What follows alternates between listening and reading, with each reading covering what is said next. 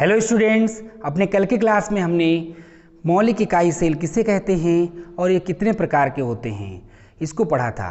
मौलिक इकाई सेल के प्रकारों की चर्चा विस्तृत रूप से हमने अपने कल के क्लास में की थी। कुल 7 प्रकार के मौलिक इकाई सेल होते हैं। आज की क्लास में हम पढ़ेंगे फलक केंद्रित, अंतः केंद्रित और किनारा केंद्रित इकाई सेल किससे कहते हैं। तो थोड़ा सा समझ लेते हैं इस स्ट्रक्चर के द्वारा। ये स्ट्रक्चर मैंने कल के क्लास में भी आपको बताया था, इसमें 8 कोने हैं। तो जब घटक कण केवल कोनों पर उपस्थित होते हैं तो ऐसे इकाई सेल को हम क्या कहते हैं? मौलिक इकाई सेल कहते हैं, या सरल इकाई सेल या साधारण इकाई सेल भी कहते हैं, प्रीमिटिव और बेसिक यूनिट सेल। लेकिन जब घटक कण कोनों के साथ साथ फलक के केंद्र पर भी स्थित हों, ये जो फलक हैं, कुल फलक कितने हैं? 8, इसमें कोने 6 फलक हैं। तो 8 कोने 6 फलक जब कोनों के साथ साथ फलकों के केंद्र पर भी स्थित होंगे तो इसे हम फलक केंद्रित इकाई सेल कहेंगे। कोने पर तो हर किसी में होंगे, इसीलिए उसका नाम है बेसिक। बेस कोनों से ही बनेगा, क्लियर है ना?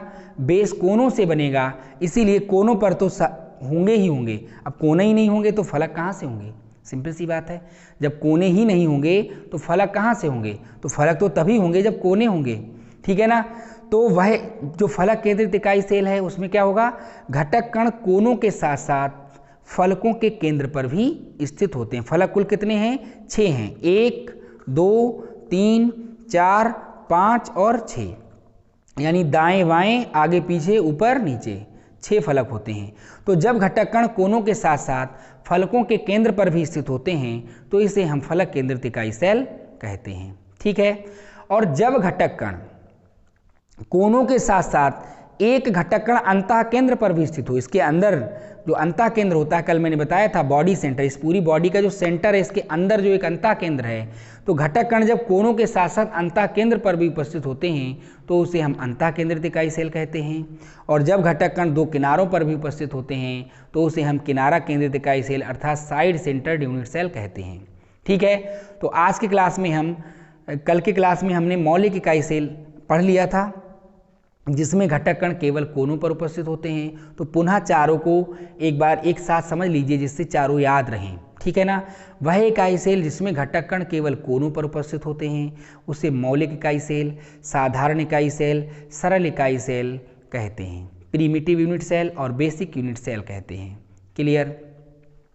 वह इकाई सेल जिसमें घटक कण कोनों के साथ साथ फलकों के केंद्र पर भी स्थित होते हैं उसे फलक केंद्रित इकाई सेल। कोनों के साथ साथ एक घटक कण अंतः केंद्र पर भी स्थित हो तो अंतः केंद्रित इकाई सेल। कोनों के साथ साथ घटक कण 2 किनारों पर भी उपस्थित हो, यानी 2 फलकों पर, ऊपर नीचे वाले 2 फलकों पर, आमने सामने के 2 फलकों पर भी, जब फलकों के केंद्र पर भी जब कण उपस्थित हो तो इसे हम क्या कहेंगे? किनारा केंद्रित इकाई सेल, ठीक है। तो आगे बढ़ते हैं, ध्यान दीजिए, पढ़ते हैं। देखिए, तो आपका दूसरा जो है वो है फलक केंद्रित इकाई सेल। फलक केंद्रित इकाई सेल अर्थात face centred unit cell. Face centred unit cell अर्थात फलक केंद्रित इकाई सेल। इसमें क्या होगा? घटक कण कोनों के साथ साथ कहाँ उपस्थित होंगे? फलकों के केंद्र पर भी उपस्थित होंगे। तो देखिए,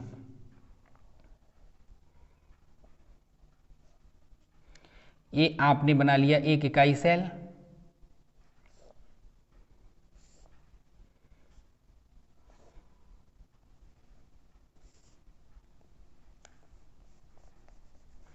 इस इकाई सेल में घटक कण कोनों पर तो होंगे ही, लेकिन फलकों के केंद्र पर भी स्थित होंगे।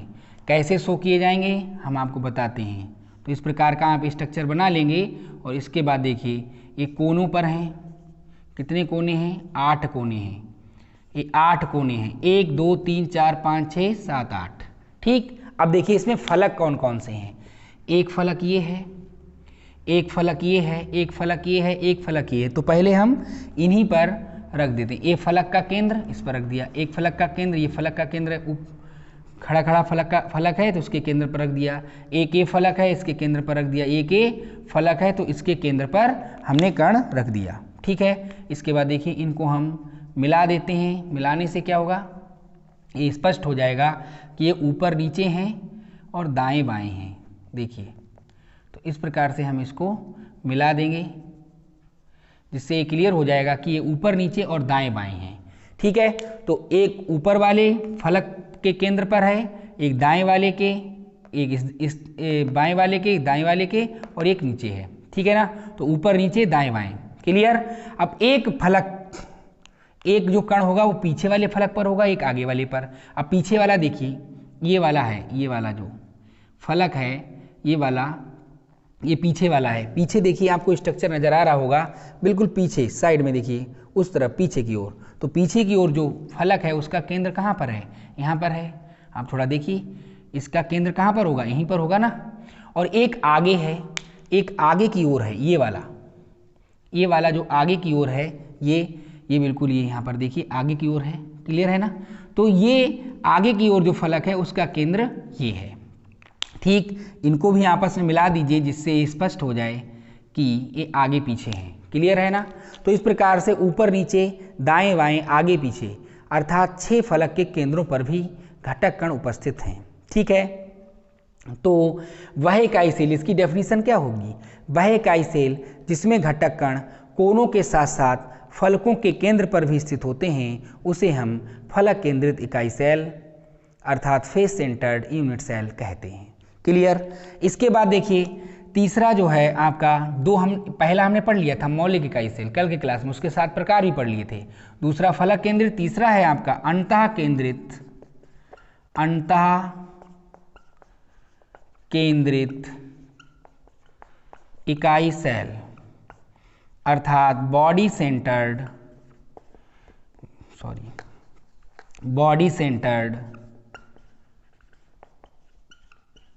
Unit cell. Body centred unit cell क्या होता है, इसे समझ लीजिए। ए यहाँ पर आपने एक घन बनाएंगे आप, ठीक है, एक इकाई सेल बनाएंगे इस प्रकार से, और इसके बाद आपको क्या करना है, बिल्कुल सेम वैसे ही करना है जैसे उसमें किया था।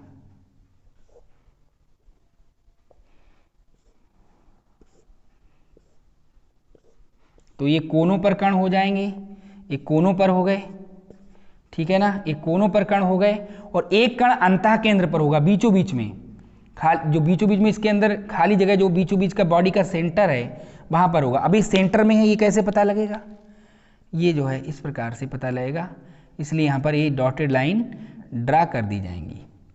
क्लियर है। तो ये कण बॉडी के सेंटर में है, यानी घटक कण कोनों के साथ साथ इस अंतः केंद्र पर भी उपस्थित है। एक घटक कण, अंतः केंद्र एक ही होता है, इसीलिए घटक कण भी एक ही होगा। ओके, तो इस प्रकार से जब घटक कण कोनों के साथ साथ अंतः केंद्र पर भी स्थित हों तो उसे हम अंतः केंद्रित इकाई सेल कहते हैं। ठीक, तीसरा है आपका साइड सेंटर्ड यूनिट सेल। तीसरा है किनारा केंद्रित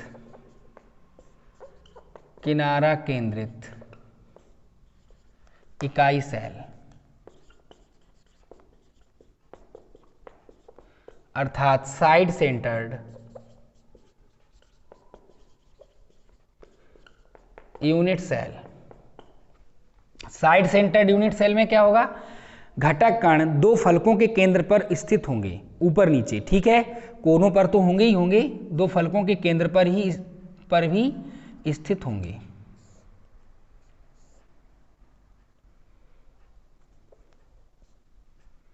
देखिए, इस प्रकार से स्ट्रक्चर बनाएंगे आप,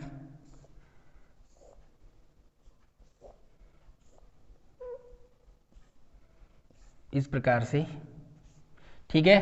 तो यहां पर कोनों पर तो स्थित होंगे ही, घटक कण कोनों पर स्थित होंगे ही, लेकिन आमने सामने वाले 2, चाहे ऊपर नीचे दाएं बाएं आगे पीछे कहीं पर भी बना सकते हो।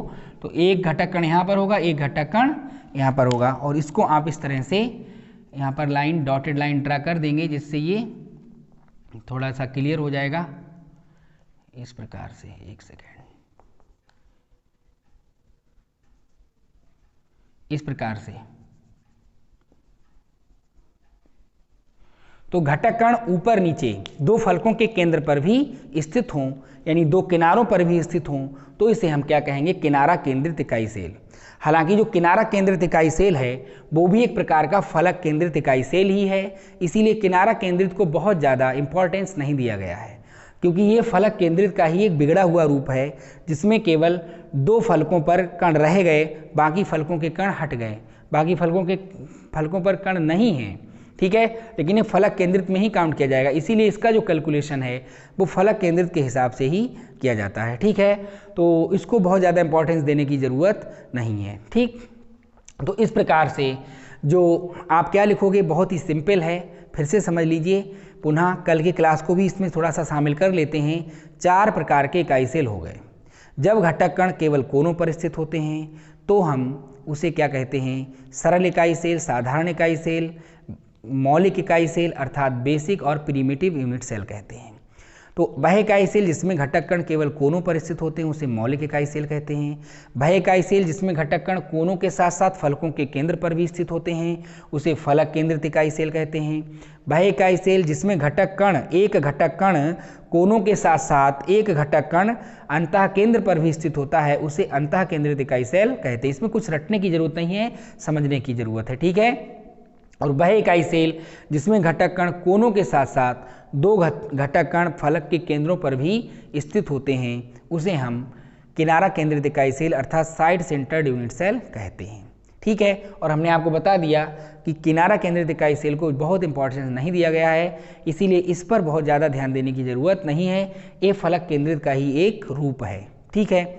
अब देखिए अगला जो क्वेश्चन है आपको PDF में दिया गया है नोट्स की, तो उसमें जो अगला क्वेश्चन है वो अगला क्वेश्चन ये है कि घनीय तंत्र कितने प्रकार के होते हैं। तो यहाँ पर समझ लीजिए घनीय तंत्र जिस प्रकार से ये इकाई सेल 4 प्रकार के हैं, ठीक है, उसी प्रकार से जो घनीय तंत्र हैं वो भी 4 प्रकार के होने चाहिए, लेकिन किनारा केंद्रित को हम इंपॉर्टेंस नहीं देते हैं, इसीलिए हम किनारा केंद्रित को यहाँ से हटा दे रहे हैं, ठीक है। अब आगे बढ़ते हैं, ये तो कंप्लीट हो गया क्वेश्चन, ठीक है। आगे बढ़ते हैं, घनीय तंत्र कितने प्रकार के हैं। तो ये जो आपके सामने दिखाई दे रहे हैं ये भी घनीय तंत्र ही हैं, ठीक है ना, ये भी कौन है, घनीय तंत्र ही हैं। थोड़ा सा इनमें सुधार कर लेते हैं, बस अंतर क्या है, ये घनीय तंत्र घन के रूप में बने हुए हैं, लेकिन अगर आप इकाई सेल की बात करें, इकाई सेल और घनीय तंत्र में क्या अंतर है, हर एक घनीय तंत्र इकाई सेल है लेकिन हर एक इकाई सेल घनीय तंत्र नहीं है। जैसे इसी स्ट्रक्चर को मान लीजिए, इसी स्ट्रक्चर को हम घनाभ में बना दें, ऐसे बना दें, इसी स्ट्रक्चर को अगर हम, ये फलक केंद्रित है तो इसको हम थोड़ा सा डिफरेंस समझ लीजिए, क्योंकि जब चीज़ें क्लियर करके पढ़ोगे तो वो हमेशा याद रहेंगी और क्लियर नहीं करोगे तो हमेशा याद नहीं रहेंगी। इसमें घटक कण कोनों पर उपस्थित हैं और फलकों के केंद्र पर भी स्थित हैं, ठीक है ना, कोनों पर भी स्थित हैं, फलकों के केंद्र पर भी स्थित हैं। देखिए कोनों पर भी स्थित हैं, फलकों के केंद्र पर भी स्थित हैं, तो हम इसे फलक केंद्रित इकाई सेल तो कह सकते हैं लेकिन घनीय तंत्र नहीं कह सकते, फलक केंद्रित घनीय तंत्र नहीं कह सकते। ध्यान से समझ लीजिए बात के लिए, इसे हम फलक केंद्रित इकाई सेल तो कह सकते हैं लेकिन हम फलक केंद्रित घनीय तंत्र कहें तो नहीं कह सकते। तो अगला क्वेश्चन जो पूछा गया है वो हमसे क्या पूछा गया है कि घनीय तंत्र कितने प्रकार के होते हैं।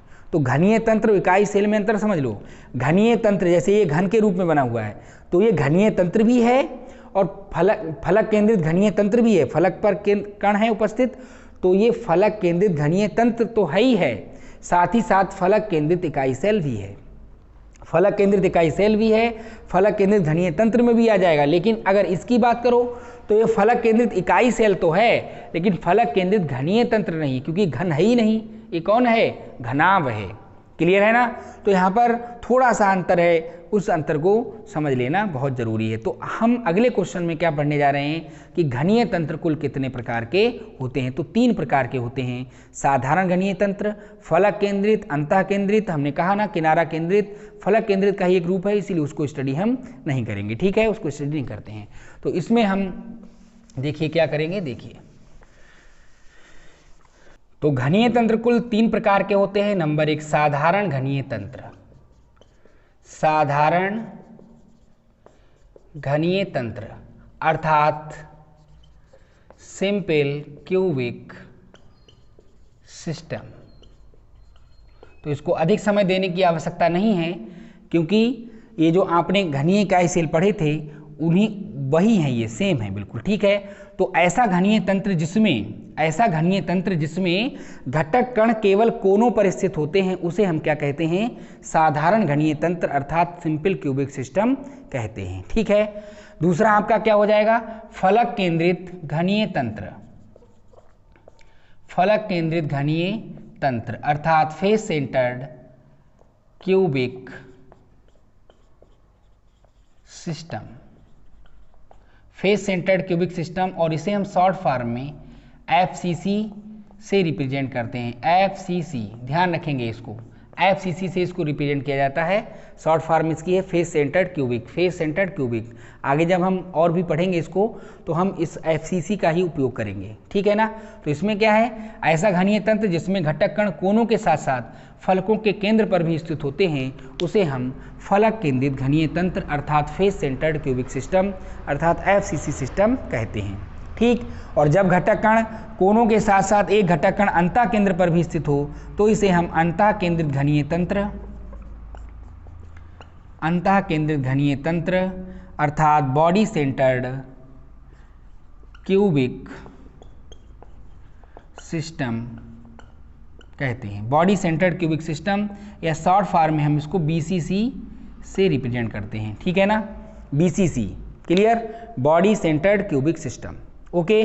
तो जब घटक कण, ऐसा घनीय तंत्र जिसमें घटक कण केवल कोनों पर स्थित होते हैं उसे हम साधारण घनीय तंत्र कहते हैं।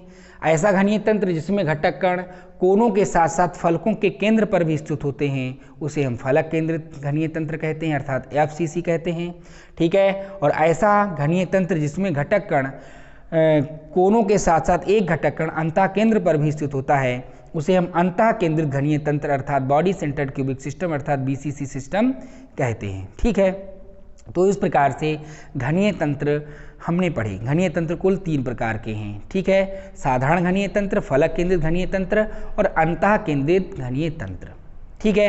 अब हम पढ़ने जा रहे हैं किसी भी इकाई सेल में कणों की संख्या हम कैसे ज्ञात कर सकते हैं, ठीक है। कणों की संख्या ज्ञात करना इकाई सेल में, आगे हमारा जो टॉपिक है वो ये है, इकाई सेल में कणों की संख्या ज्ञात करना। इकाई सेल में कणों की संख्या हम कैसे ज्ञात कर सकते हैं उसको स्टडी करने के लिए हम इस डिब्बे का सहारा लेने जा रहे हैं। ज़रा ध्यान से समझ लीजिए, बहुत ही इंपॉर्टेंट है और इसी से न्यूमेरिकल आपके होंगे आगे, ठीक है। जितने भी न्यूमेरिकल आप करोगे इस चैप्टर में वो सारे के सारे इसी पॉइंट पर होंगे, उसको आप अच्छे से समझ लीजिए। मैं जो बता रहा हूँ उस पर ध्यान दीजिए। यहाँ पर ये कोना है, इस पर ध्यान दीजिए, इस कोने पर नज़र रखिएगा। ये कोना है, क्लियर। इस कोने पर आप अपना ध्यान केंद्रित कर लीजिए, इस कोने पर, ठीक। अब देखिए, एक डिब्बा है, एक इकाई सेल, यहाँ पर हमने एक और डिब्बा रख दिया तो ये कोना इस डिब्बे और उस डिब्बे के बीच कॉमन का काम करेगा, कॉमन हो गया। एक हमने और यहाँ पर रख दिया, एक हमने और यहाँ पर रख दिया, यानी 4 डिब्बे जोड़कर रख दिए। हमारे पास यहाँ पर अभी एक डिब्बा है, चारों जोड़ देंगे तो समझ में भी नहीं आएगा। इस 4 डिब्बे हम ला सकते हैं लेकिन चारों हम अगर जोड़ के रख देंगे तो आपको समझ में नहीं आएगा। तो आप कल्पना करिए, एक डिब्बा तो ये है, एक डिब्बा यहाँ पर, एक डिब्बा यहाँ पर, एक डिब्बा यहाँ पर, कुल कितने डिब्बे हो गए, 4 डिब्बे। 4 डिब्बे हो गए, 1 2 3 4, 4 के लिए कॉमन का काम कर रहा है, ठीक है ना। एक डिब्बा भी इसके ऊपर रखा जा सकता है, एक इसके ऊपर रखा जा सकता है, एक इसके ऊपर, एक इसके ऊपर, यानी 1 2 3 4, 4 के ऊपर भी एक एक रखा जा सकता है, चारों के ऊपर। इस प्रकार से 4 तो नीचे हो जाएंगे और 4 ऊपर हो जाएंगे। तो ये जो कोना है वो 8 के लिए कॉमन हो गया, 1 2 3 4, 4 तो ये हो गए और 4 इनके ऊपर, 1 2 3 4, तो ये 8 के लिए कॉमन हो गया। तो कोने पर स्थित जो कण है वो 8 के साथ बराबर की हिस्सेदारी में है, ठीक है।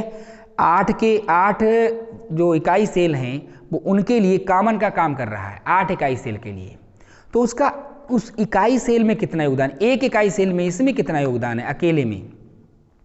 जैसे भाई एक रोटी है, 8 लोग हैं आपने उस रोटी के 8 टुकड़े कर लिए, तो आपको कितना रोटी मिली? 1/8। एक रोटी बट गई ना, ये जो आप 1/8, 1/4, 1/2 करते हो, ये क्या है? 1 बट गया 8 में तो 1/8, 1 बट गया 2 में तो 1/2, 1 बट गया 4 में तो 1/4। ठीक है ना? तो इस प्रकार से ये जो कोना है वो 8 इकाई सेल के लिए कॉमन का कार्य कर रहा है, अर्थात 1 बट गया 8 में, 1 बट गया 8 में तो 1/8। तो इस इकाई सेल में इसका योगदान कितना होगा? 1/8 होगा। तो ध्यान रखें आप, जो कोने पर जो स्थित कण होते हैं, कोने पर जो कण स्थित होते हैं, उनका किसी इकाई सेल में योगदान कितना होता है? 1/8 होता है। एक सेकेंड। जो कोने पर कण स्थित होते हैं उनका इकाई सेल में योगदान कितना होता है? 1/8 होता है। कोने पर स्थित कण का योगदान किसी भी इकाई सेल में 1/8 होता है, हमेशा ध्यान रखिएगा। क्लियर? इसके बाद देखिए, दूसरा होता है आपका फलक केंद्रित। फलक केंद्रित, ये फलक है, ठीक है ना, ये फलक है। इस फलक से आप एक डिब्बा और जोड़ सकते हो, 2 डिब्बे जोड़ सकते हो। कैसे? देखिए बताते हैं आपको।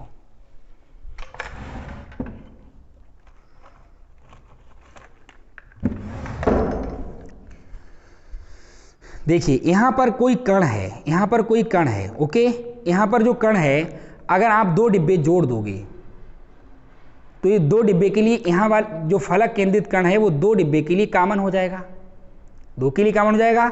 अब आप कुछ भी करो, कितने डिब्बे इसके चारों ओर ला के रख दो, लेकिन तीसरा डिब्बा आप नहीं जोड़ सकते।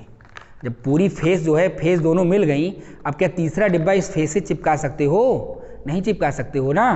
तो 2 ही डिब्बे आपस में इस तरह से चिपक सकते हैं, अर्थात फलक के केंद्र पर स्थित जो कण है वो 2 के लिए काम करेगा।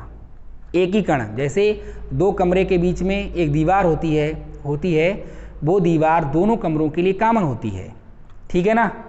तो अगर कहा जाए कि उस दीवार का एक कमरे के लिए योगदान कितना है, तो वो एक दीवार 2 कमरों के लिए बटी हुई है, तो 1 बट गया 2 में, तो यहाँ पर जो कण होगा वो 2 इकाई सेल के साथ कॉमन होगा, ठीक है ना।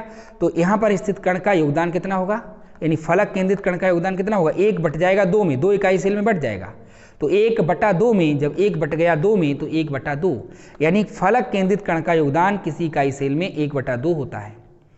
भाई एक कण 2 के लिए काम करेगा तो उसका 1 में कितना योगदान होगा? आधा होगा ना। 1/2, 1 बट गया 2 में तो 1/2 हो जाएगा। क्लियर है ना। तो फलक केंद्रित जो कण होता है उसका योगदान, ये जो फलक केंद्रित कण है ये, इसका योगदान कितना होता है? 1/2 होता है। क्लियर। कोने पर स्थित कण का योगदान 1/8 होता है, ठीक है। कोने पर स्थित कण का योगदान 1/8, फलक केंद्रित कण का योगदान कितना होगा?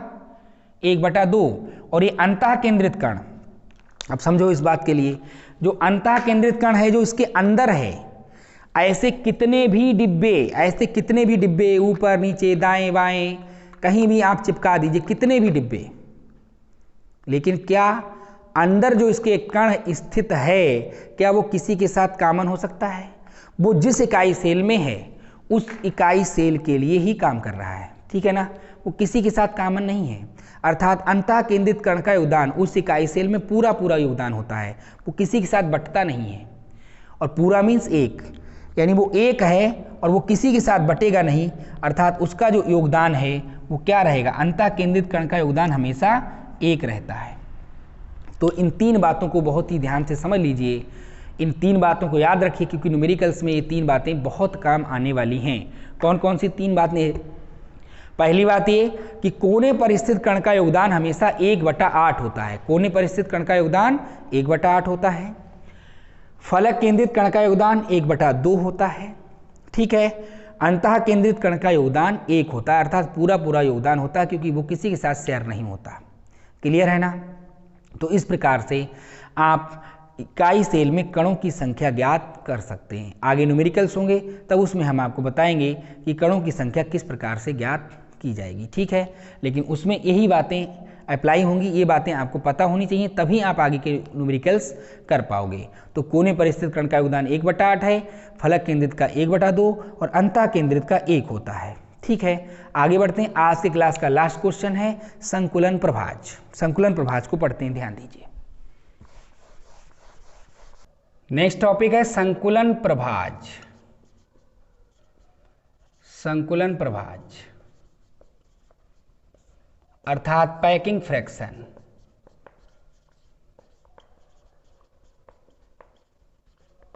पैकिंग फ्रैक्शन, संकुलन प्रभाज क्या होता है? नाम ही उसका है, पैकिंग मीन्स पैकिंग का, फ्रैक्शन मीन्स हिस्सा। पैकिंग का कितना हिस्सा, और यहाँ पर कौन होते हैं कृषि क्रिस्टल में? घटक कण होते हैं। तो घटक कणों ने पूरी पैकिंग का कितना हिस्सा घेर रखा है? ऐसे समझ लीजिए जैसे हम लोग क्लास में बैठे हैं, सारे स्टूडेंट हैं, मैं हूँ, ठीक है। तो क्लास का आयतन बहुत ज़्यादा है, लेकिन हम लोगों ने उस क्लास के पूरे आयतन में से कितना आयतन घेर रखा है, वही क्या है? संकुलन प्रभाज है। तो जैसे ये इकाई सेल आपके सामने बना हुआ है, इस इकाई सेल का तो आयतन बहुत है, लेकिन उसमें से कितना आयतन इन घटक कणों के द्वारा घेरा गया है, वही क्या कहलाएगा? संकुलन प्रभाज कहलाएगा। अर्थात डेफिनेशन क्या होगी? किसी इकाई सेल के कुल आयतन का वह भाग, किसी इकाई सेल के कुल आयतन का वह भाग जो उसमें उपस्थित घटक कणों द्वारा आवृत किया जाता है, घेरा जाता है। यहाँ पर हम घेरने के लिए जो टिपिकल वर्ड है, घेरा जाता है, जो स्थान घेरा जाएगा उसके लिए टिपिकल वर्ड है, हिंदी में आवृत कहते हैं, अंग्रेजी में इसको हम ऑक्यूपाई कहते हैं, ठीक है ना। कितना स्थान ऑक्यूपाइड करेगा, घेरेगा, जगह को घेर लेगा, ठीक है ना। तो इसे हम ऑक्यूपाई करना और या फिर आवृत करना कहते हैं। टिपिकल वर्ड है, आप घेरा जाता है ये भी लिख सकते हो, लेकिन टिपिकल वर्ड का यूज करें तो ज़्यादा अच्छा है। तो क्या डेफिनेशन है? किसी इकाई सेल के कुल आयतन का वह भाग जो उसमें उपस्थित कणों द्वारा घेरा जाता है, अर्थात आवृत किया जाता है, ऑक्यूपाई किया जाता है, उसे उस इकाई सेल का संकुलन प्रभाज कहते हैं, ठीक। अब चूंकि इकाई सेल 3 प्रकार के होते हैं, साधारण इकाई सेल, फलक केंद्रित और अंतः केंद्रित। किनारा केंद्रित की बात हम नहीं कर रहे हैं, क्योंकि किनारा केंद्रित फलक केंद्रित का ही दूसरा रूप है, ठीक है। तो देखिए यहाँ पर सबसे पहले हम बात करेंगे साधारण घनीय साधारण इकाई सेल। साधारण इकाई सेल, साधारण इकाई सेल के लिए, साधारण इकाई सेल जो होता है उसके लिए जो संकुलन प्रभाज होता है, वो संकुलन प्रभाज क्या होता है? साधारण घनीय इकाई सेल के लिए संकुलन प्रभाज, संकुलन प्रभाज ये मान कैलकुलेटेड है, संकुलन प्रभाज होता है 0.524, ठीक है ना, 0.524, क्लियर। तो साधारण घनीय इकाई सेल के लिए संकुलन प्रभाज का मान कितना होता है? 0.524। मतलब अगर हमने इस पूरे इकाई सेल का आयतन कितना मान लिया? 1, तो उस 1 में से 0.52 जो हिस्सा है, पूरे इकाई सेल 1 मान लिया, 1 आयतन मान लिया, उसमें से जो पूरे 1 जो है, जो 1 इकाई सेल है, उसमें से 0.524 हिस्सा किसने घेर रखा है? परमाणुओं ने घेर रखा है, कणों ने घेर रखा है, जो भी घटक कणों से बना है इकाई सेल, ठीक है ना। अब अगर आप इसमें निकालेंगे परमाणुओं द्वारा आवृत प्रतिशत आयतन, तो देखिए परमाणु द्वारा आवृत प्रतिशत आयतन बराबर होगा 52.4%। अभी परसेंट कैसे निकल गई, जरा ध्यान से समझिए। आपको एग्जाम में जब नंबर मिलते हैं, बोर्ड एग्जाम जब पास करते हो या होम एग्जाम पास करते हो, जो भी करते हो, तो उसमें जो नंबर मिलते हैं उसकी परसेंट आप कैसे निकालते हो? यही तो फार्मूला लगाते हो, प्राप्तांक बटे पूर्णांक और गुणा 100, प्राप्तांक बटे पूर्णांक गुणा 100। अब यहाँ पर देखिए पूर्णांक कितना है? 1, पूरा आयतन 1 है, और इसको प्राप्तांक कितने नंबर मिल रहे हैं? इसको कितने नंबर मिल रहे हैं कणों को?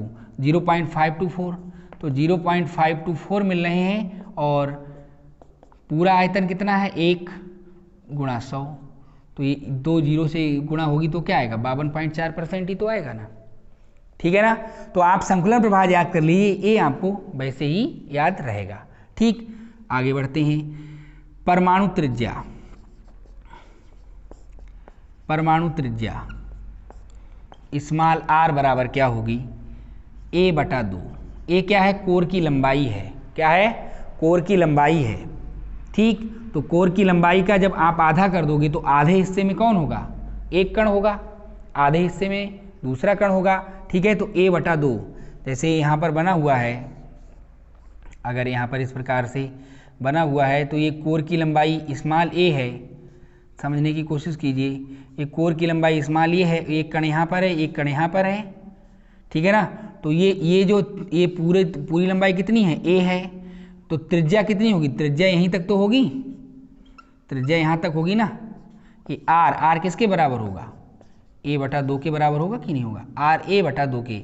इस पूरा a का आप आधा कर दोगे तो a/2 हो जाएगा। ठीक है, तो परमाणु त्रिज्या r बराबर होगी a/2 बराबर 0.5a। लेकिन ये साधारण के लिए ही है, फलक केंद्रित अंतः केंद्रित में ये सारे मान बदल जाते हैं। ठीक, तो ये सब कैलकुलेटेड वैल्यू आप याद रखेंगे। परमाणु के बीच की दूरी क्या होगी, परमाणु के बीच की दूरी स्मॉल d, तो बीच की दूरी जो हो त्रिज्या की दुगनी होती है, तो क्या हो जाएगा, d बराबर स्मॉल a हो जाएगा। क्लियर। तो इस प्रकार से आपको संकुलन प्रभाज और परमाणु त्रिज्या याद रखनी है। संकुलन प्रभाज से परमाणु द्वारा आवृत प्रतिशत आयतन निकल आएगा, परमाणु त्रिज्या से आपका परमाणु के बीच की दूरी आ जाएगी। ठीक है, तो संकुलन प्रभाज साधारण खंडीय इकाई सेल के लिए कितना होता है, 0.524 होता है। परमाणु द्वारा आवृत प्रतिशत आयतन 52.4% होता है। परमाणु त्रिज्या r बराबर होती है a/2 बराबर 0.5a। परमाणु के बीच की दूरी स्मॉल d बराबर कितनी होती है, a। 2 से गुणा कर दोगे r को तो 2 और 2 कट जाएगा, केवल a बचेगा। ठीक, इसके बाद देखिए दूसरा है आपका अंतः केंद्रित इकाई सेल। अंतः केंद्रित इकाई सेल के लिए, अंतः केंद्रित इकाई सेल के लिए क्या होगा उसे समझते हैं। ये जो अंतः केंद्रित इकाई सेल है, इसके लिए संकुलन प्रभाज क्या आएगा, संकुलन प्रभाज अंतः केंद्रित इकाई सेल के लिए संकुलन प्रभाज होता है 0.68। इसके लिए 0.524, इसके लिए 0.68, थोड़ा बढ़ गया। क्यों बढ़ गया, क्योंकि अंतः केंद्रित इकाई सेल किससे कहते हैं, जिसमें घटक कण कोनों के साथ साथ अंतः केंद्र पर भी घटक कण होता है। तो अभी साधारण घनीय इकाई सेल में केवल कोनों पर कण थे, तो संकुलन प्रभाज इतना था, यानी कणों द्वारा घेरा गया हिस्सा इतना था। अब एक कण बढ़ गया तो कण अब ज़्यादा हिस्सा घेरेगा ना, तो 0.524 से थोड़ा ज़्यादा हो गया, नहीं 0.68 हो गया। परमाणु द्वारा आवृत प्रतिशत आयतन कितना होगा, परमाणुओं द्वारा आवृत प्रतिशत आयतन बराबर होगा 68%। परमाणु द्वारा आवृत प्रतिशत आयतन 68%। मैंने कहा ना कि इस प्रकार से 100 से गुणा हो जाए, क्योंकि बटे तो एक ही आएगा, क्योंकि एक हमने उसको एक ही है इकाई सेल, ठीक है ना, उसको एक मान लिया। इसके बाद देखिए परमाणु त्रिज्या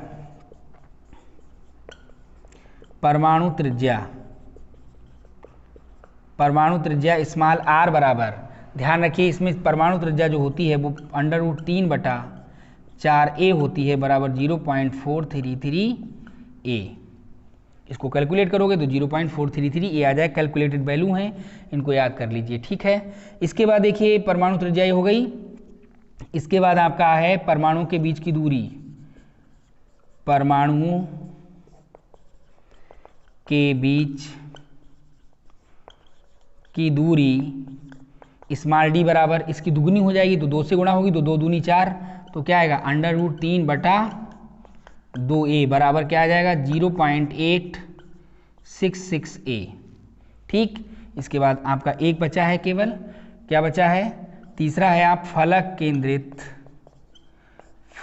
केंद्रित इकाई सेल के लिए, फलक केंद्रित इकाई सेल के लिए, फलक केंद्रित इकाई सेल के लिए तो फलकों पर भी कण आ जाएंगे। तो फलकों पर जब कण आ जाएंगे तो कण और बढ़ जाएंगे, साधारण घनीय इकाई सेल में केवल कोनों पर थे, अंतः केंद्र में एक अंतः केंद्र पर भी आ गया, फलक केंद्रित में 6 फलक पर आ जाएंगे। तो सबसे ज़्यादा स्थान कौन घेरेगा? फलक केंद्रित में सबसे ज़्यादा स्थान घेरेगा, इसीलिए सबसे ज़्यादा संकुलन प्रभाज इसी का होता है। संकुलन प्रभाज बराबर इसमें आएगा 0.74, 0.74 आएगा। परमाणु द्वारा आवृत प्रतिशत आयतन, परमाणु द्वारा आवृत प्रतिशत आयतन बराबर कितना होगा? 74%। परमाणु द्वारा आवृत प्रतिशत आयतन 74% होगा। और इसके लिए जो परमाणु त्रिज्या R है वो R होती है a/2 बराबर 0.35A। ठीक है, R बराबर a/2 बराबर 0.35A। और जो परमाणु के बीच की दूरी स्मॉल d बराबर होती है वो a/2 होगी। यहाँ पर लिख नहीं पा रहा है, थोड़ी सी जगह है, तो इसको जो है हम यहाँ पर लिख लेते हैं। ठीक है, तो यहाँ पर इसके लिए जो d होगी वो d कितनी होगी? √2 नहीं, देखिए यहाँ पर क्या लिखा? R बराबर a/2 तो 2 से जब गुणा होगी, बीच की दूरी दुगनी होती है, 2 से गुणा होगी 2 कट जाएगा, तो a/√2 बचेगा। क्या बचेगा? a/√2 बराबर d बराबर इसके लिए हो जाएगा, कितना हो जाएगा? 0.7070A, 0.7070A। क्लियर? तो इस प्रकार से फलक केंद्रित के लिए संकुलन प्रभाज का मान सबसे अधिक होगा। तो संकुलन प्रभाज किसे कहते हैं? इकाई सेल के कुल आयतन का वह भाग जो उसमें उपस्थित परमाणुओं द्वारा यानी घटक कणों द्वारा आवृत किया जाता है, घेरा जाता है, उसे उसका संकुलन प्रभाज कहते हैं। साधारण घनीय इकाई सेल के लिए, अंतः केंद्रित के लिए, फलक केंद्रित के लिए आपने संकुलन प्रभाज मैंने वैल्यू लिखा दिए हैं। परमाणु त्रिज्या, परमाणु के बीच की दूरी, ये सब आप कैलकुलेट कर लेंगे, इसको याद कर लेंगे। ठीक है, ये सब कैलकुलेटेड वैल्यू हैं। तो आज की क्लास में इतना ही रखते हैं, मिलते हैं अपनी अगले क्लास में। That's all.